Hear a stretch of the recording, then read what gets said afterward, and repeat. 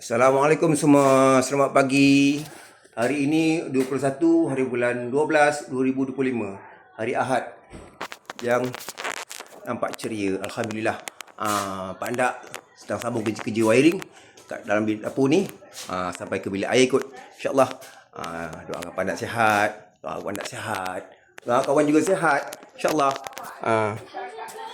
Mudah-mudahan semua keluarga kita sihat semua, sahabat-sahabat kita, alhamdulillah. Di pagi yang ceria ini, alhamdulillah. Tu Pak Suzaki dah sampai. Pak nak minta tolong dia. Sambung wire DB.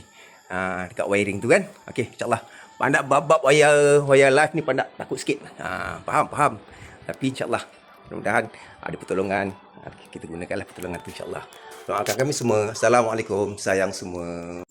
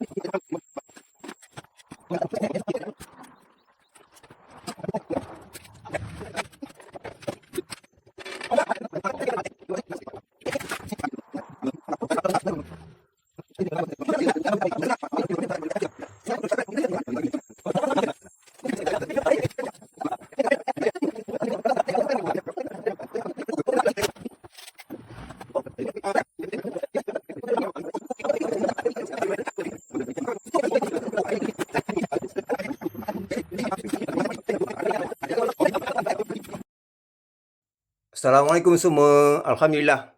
Satu bab lagi dah siap. Alhamdulillah. Pak Asu dah siap pasang DB. Satu stesen lagi untuk ke dapur.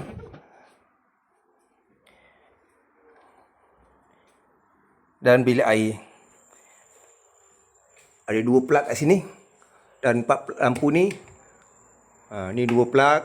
Satu Pak dah pasang untuk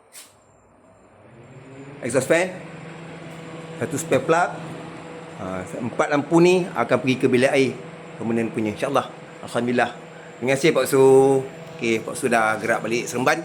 Nak bawa anak-anak dia ada event sikit dekat nilai. Pandak nak sambung kerja untuk plug ke dapur Pandak pula, insyaAllah. Doakan Pandak sihat dia, insyaAllah. Mudah-mudahan Allah Ta'ala memudahkan segala kerja, insyaAllah. Amin, amin, rabbil alamin. Assalamualaikum, selamat petang. Alhamdulillah. Tadi Pak Usu dapat settle tarik satu NCB daripada DB ni untuk bawa ke dapur. Okey, alhamdulillah dah settle. Ni esok Pandak boleh start ni. Untuk projek pemasangan tabletop. Okey, untuk dapur. Kat depan tu pun depan tu ada sinki tu. InsyaAllah dah standby dah. Okey. Jadi wiring dapur dah settle. Ini kisi exhaust fan, ada tu plug, tu switch lampu ke bilik air. Okey. Ni standby dah. Plug untuk icebox, ada satu standby lagi. Okey, lampu, switch lampu dapur. Kipas. Okey. Ni wire plug, point plug untuk dapur anda. Okay. Alhamdulillah settle semua. Ni nak pasang tabletop esok. Okay, InsyaAllah ada beberapa proses lah. Ni stiker untuk cover kayu ni. Stiker, nak balut stiker dulu kayu ni. Kat dinding ni ada sikit stiker, InsyaAllah nanti nak pasang. Okay. Doakan Pandak sihat, doakan Pandak juga sihat, keluarga kita semua sihat-sihat, buat sihat di sana, InsyaAllah. Assalamualaikum semua. Buat sahabat semua, sayang semua. Amin. Alhamdulillah.